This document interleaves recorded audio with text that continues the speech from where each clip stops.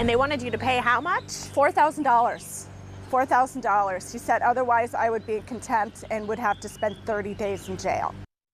Local woman wants to warn others about what she calls a very convincing scam phone call. Yeah, this involved spoofed phone numbers and very detailed personal information.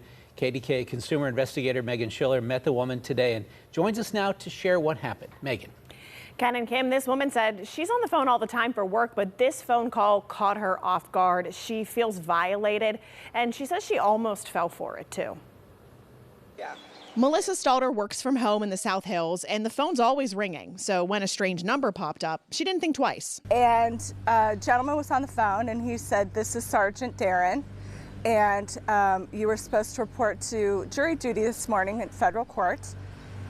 And you didn't, so there is now a benchmark out for your arrest." Stalter said the man said he worked with law enforcement and with the local courts downtown. I believed him. He gave me a citation number, and he gave me the Tango Alpha Charlie with the number.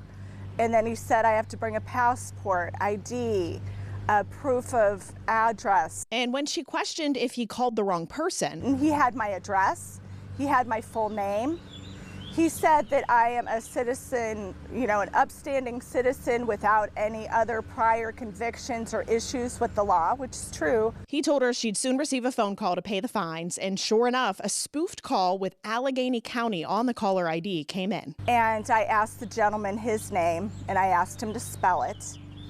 And then he got very irate and nasty and called me names. And I said, you know, if you're going to behave this way when I'm just asking a couple questions, I don't think this is right. She's right. Later, her husband called the Allegheny County District Attorney's office. They found no record of her missing jury duty or owing any fines. KDKA Investigates reached out to the DA's office, and they said this is considered a court fine scam. And the Allegheny County Sheriff's Office recently issued public service announcements about the rise in this type of scam. Stalter said it felt so convincing, so she fears for others. When my husband and I talked about it afterwards, I was like, if they would have called my mom, I think she would have paid it.